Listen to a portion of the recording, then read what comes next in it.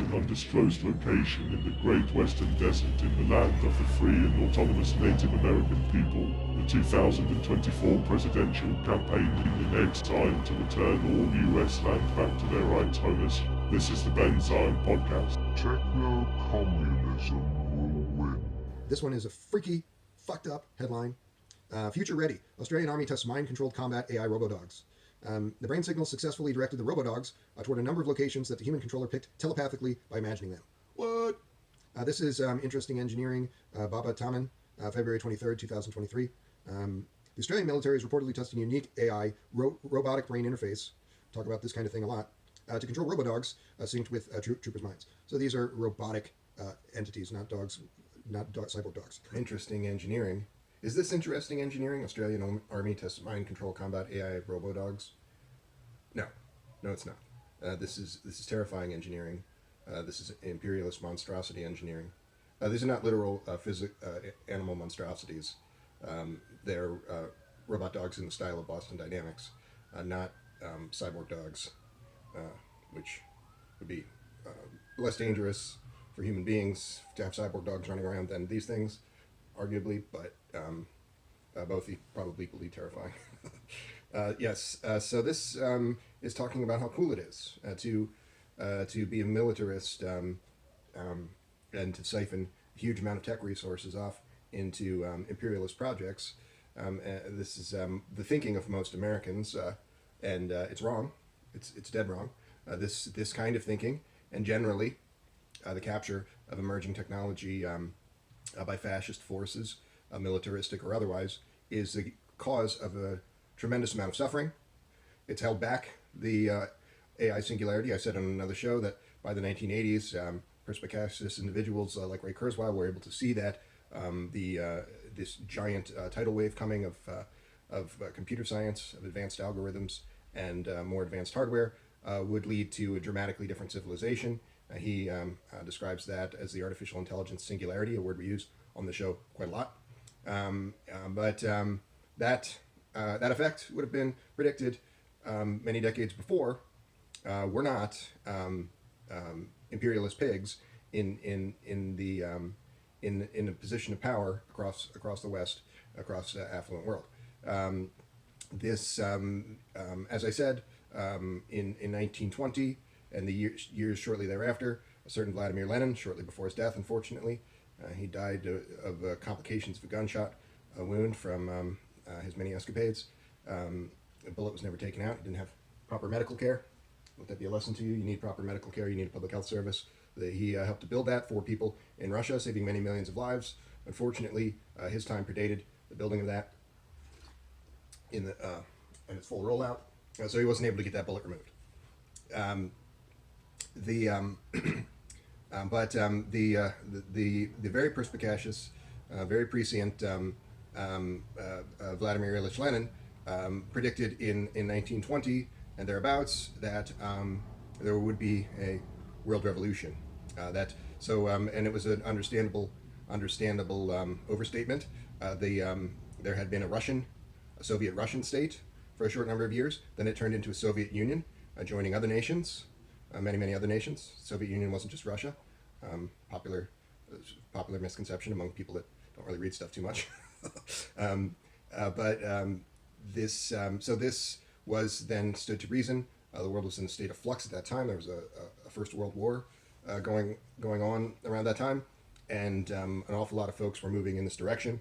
So it seemed reasonable, not anticipating the kind of organized resistance to building a sustainable and humane economic system, not anticipating the kind of organized resistance that private wealth and the ruling elites and their various lapdogs would muster. He predicted that there would be a world revolution in the 1920s, and I've said on this show, he might not have known that for certainty, but he wanted to inspire the working people to take that course of action and undertake that. A relatively simple matter. It takes a small percentage of people to actually achieve this. This is in evidence quite dramatically in Cuba, which remains a socialist country, despite the United States violence toward it, because they hate anyone who's not under their thumb, the imperialist thumb. and because they have had for the better part of a century this very specifically anti-communist mandate. So they don't just do what they did in the 1950s when they overthrew the Shah of Iran on behalf of British Petroleum in conjunction with British Power. They don't just do that in a targeted way, as that was, to protect one business or one sector. They will just preemptively attack countries in great number in the name of anti-communism. Americans support this because they don't consider what communism is. If you are anti-communist, you are fascist. And if you are anti-communist, that means that you are against the building of a humane economic system in favor of the ruling elites. That's the long and short of it. It's not any more complicated than that. But most people have been drawn into thinking, because of Project Mockingbird and all manner of trickery, have been drawn into thinking of this as a team sport. These are our enemies. These are the baddies, and we're the good guys. We got to fight the baddies, and that's a level of analysis for the most part. So this kind of article from Interesting Engineering has about that level of analysis as well, right? But it's not overtly extolling militarism. It's not saying anything that seems overtly imperialist, right? But it's praising this imperialist development. Nevertheless, it's not telling you that this is a horror for working people in community defense. It's not telling you that this is something that stands to destroy, that is created to destroy a revolutionary action. It doesn't tell you that. It just says, whoa, look at these neat dogs.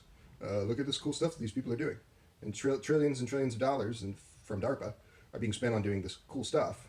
Those trillions of dollars should be spent on uplifting the human race. Many famous individuals around the world, not necessarily from the West. One example is Jack Ma, the Alibaba founder, a Chinese person, but a great number of people, Xi Jinping and Vladimir Putin, have said this themselves, that the United States has squandered these trillions of dollars on triple billing defense contractors, thieves. That's who the tech sector is. That's what the DARPA pipeline is. It's people stealing. They've squandered trillions of dollars, and that's the reason that the United States doesn't have a public health service, a major reason. And that's the reason why the United States has millions of people living on the street or very near the street, living in their cars, couch surfing. They're not included as people that are homeless, but they are, and many more millions and millions besides who are unstably housed. Talked about that on a couple of shows, and all of these other failings, labor protection failings, and so forth. All of this stems from this focus on siphoning off a huge amount of resources, about 60% of government funds being spent on theft, and not just theft, right? Theft to build ineffectively, but still it gets built. Build machines that are made to kill brown-skinned people elsewhere in the world for the crime of wanting to build a humane and sustainable economic system. That's the United States, a fascist country. That's Australia in this Western sphere of influence. It's still well within the imperial core, even though it doesn't have quite the same DARPA pipeline that the U.S. has. It is a hell, nevertheless. But these robo-dogs are not the ordinary robo-dogs, or even drones being piloted by a joystick and remote control. These robo-dogs have telepathy. That's to say they're being controlled by brain-computer interfaces, which is why I'm reading about this at all in the first place. But it bears repeating that the militaristic aspect of this is the action of devils from hell, not an interesting little tidbit for water cooler discussion. But there's elements of that, but you must recognize that the imperialist angle here must be decried. The AI analyzes brainwave data and transmits them from a person's visual cortex into this cutting-edge robo-dog using a high-tech biosensor headset. Okay, so this is a brain-computer interface of not quite the same design as the one most touted in the news, which I believe is a calculated form of misdirection to and muddying and smearing to get you to dislike brain-computer interfaces, because there are a lot of brain-computer interfaces like this that require no microsurgery. The one that's most discussed by tech people in the West is the Neuralace model and the Neuralink company, much touted by the odious Elon Musk, who, I believe that The reason that this is discussed as opposed this wetware, surgical option for this, as opposed to the ones that are as good at this point, as more usable, and nearly and have just as much prospect for developing the cloning of neurons effectively in silico, are ones that require no surgery and be easily used by anyone, as this is the case. Soldiers might sign up to do some crazy stuff, but you have to pay them a lot of money to get them to drill a hole in their head. That's not something you can even legally do in the US, although who knows what they would actually get away with. This is described as requiring a special concentration. It's more difficult than other drone piloting. The person describing this for us is a Sergeant Damian Robinson. Danger, Will Robinson. Robot drone pilots will kill you. So this is coming from the University of Technology, Sydney, the Defense Innovation Hub, and the Defense Science and Technology Group. A bunch of government cutouts, fascist government cutouts. This stuff a lot of times goes through a university or through a private, seemingly private organization, but they're just triple billing the government, right? And stealing tons and tons of money. They're not real businesses, even though that no corporation is good, and all corporations and private wealth must be abolished. But these people are cut above in terms of how evil they are. However, this kind of thing, using a relatively simple headset, no more invasive than this hat that I'm wearing now, to change the way that you can work, change your experience, and most significantly, perhaps, change the way that you can interact with other folks. This is something that you need to be talking about more. And part of the reason that you don't talk about it very much, ordinary people, not tech people, but is because of a very intentional fact of this sort of thing. So how do fascists win the war around controlling various tech sectors? It's largely financial considerations and cultural considerations. And so thinking of the cultural and political considerations, they win by supporting that these sectors are wholly controlled by fascists, and they win that narrative in many ways, but by lying and saying that these people are advancing technology. But as you know in your heart of hearts, that's not the case. The technological singularity would have already occurred, or would it be better underway, were it not for private wealth holding back things like a world revolution, which would have more quickly led. Technological determinism is central to socialist action and ultimately communist actions. The idea that they would not do these things is laughable, and it's no coincidence then that the USSR was legally overthrown by the fascist US and its toadying Western power allies. Was illegally overthrown some decades ago because we were entering this period of the networked world. That's to say, there were PC computers and advanced computing systems of similar kinds all around the world. They were beginning to connect to one another in what's known as the internet, and this level of connectivity and more powerful set of tools, besides, was a pretty clear harbinger of the prospect of a world revolution. And as long as there are socialist powers, that prospect is closer still. And they couldn't quite pierce the veil of China and annihilate them. They tried. A dozen proxy wars were attempted, but they were able to infiltrate the Soviet Union over the course of many decades and trick the West into believing that this is real. And they didn't care what Russian people think. Russian people in 1996, just a few short years after the collapse of the Soviet Union, the illegal destruction of the Soviet Union, voted to restore a Soviet state. The people overwhelmingly voted for this. That was set aside by these fascists, the same fascists who would influence premiers of the 80s and a few years before, and other important individuals in Soviet society to becoming pro-Western, devious counter-revolutionary figures.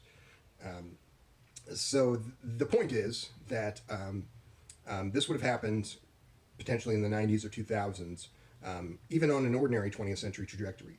That's disregarding the world that Lenin predicted, which would have come to pass quite easily, where where a world revolution occurred without fascist pushback against it, which is the only thing that fascist pushback is the only thing that prevents the building of a humane and sustainable economic system. Not the nature of planned economies themselves, not the failings of the institutions, but fascist interference. Planned economies work quite well. The lifespan of Russia was doubled in the course of its existence. What has happened in an unplanned economy of the West? Life expectancies in the United States and the UK have fallen off a cliff in the last few decades. Not coincidentally, the time when there was no socialist mandate in other countries and no socialist discourse of to any high degree to offset the damage done by capitalism. That's to say that this world of capitalist realism, the world where capitalists have won, is a world where humanity loses. People's lives are shortened.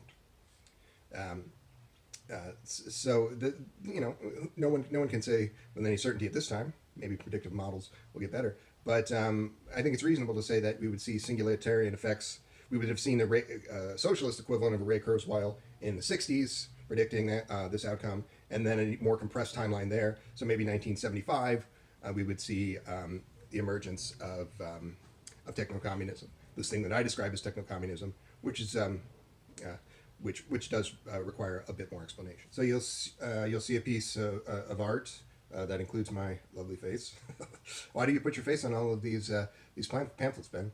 I don't know. If you got better design concepts than mine, you can give them to me and I'll use them. I have to try and get these messages out there somehow, and that includes the personality of Benzyme. Why should I support techno-communism? To use emerging technology, AI, and advanced interfaces to wage a people's revolution against the ruling elites who are killing the planet. That's step one. Stop killing the planet and start using emerging technology appropriately. Step two, reorganize the economy using these more advanced systems based on these new technologies and sectors. Okay, now this is starting to look like a more orderly world. Step three, what happens in this more orderly world? Witness the withering away of class distinction in that techno-socialist society that's been achieved. The withering away of class distinction. No more ruling elites. There's no more private wealth. Thus, there's no more incentive to protect private wealth. Everyone has a better life, including the former ruling elites, than they would have had before in the world without this devious undermining of those institutions that I alluded to moments ago. And what's the fourth step?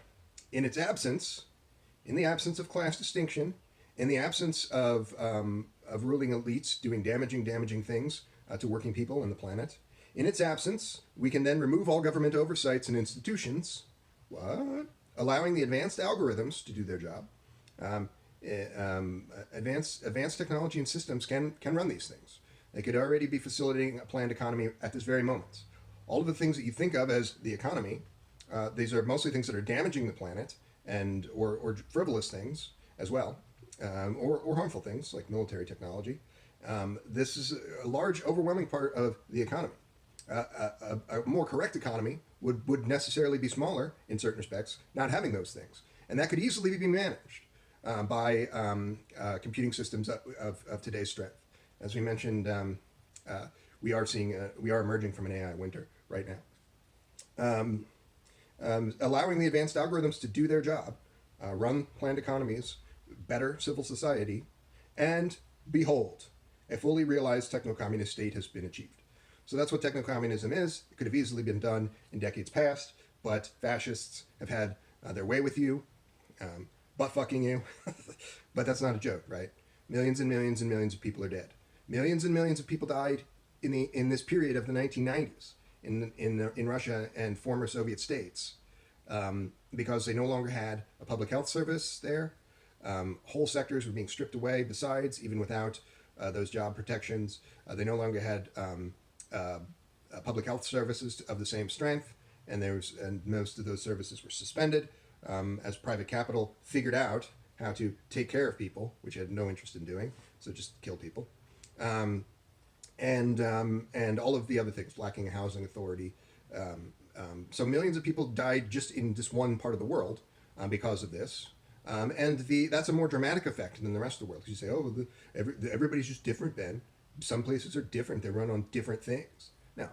No, there's millions and millions of people who have died of this everywhere else in just the same number, but you just can't point as easily to dramatic change over the course of a short number of years and the stripping away of those institutions. But you can, right? But in the United States, prior to 1979, it was illegal to have for-profit health services and companies of any kind. And then the influence of things like the Powell Memorandum and the neoliberal era came in, and lifespans have been stagnant and dropping in that period of time. That's no coincidence. And that's not even a world with a public health service. Millions have died just from this transition from garden variety dog shit capitalism to even worse form of dog shit capitalism. But the public health service would have saved millions of lives, millions more lives still. I hope that you watch this program, and I hope that you take away this. Don't think that it's okay to extol the virtues of military technology in the fascist West. That's why I spend so much time talking about these things that denounce this, because it's not okay. It's not okay. The planet's dying, and people are dying because of this, and you have to come to accept that. Here we go.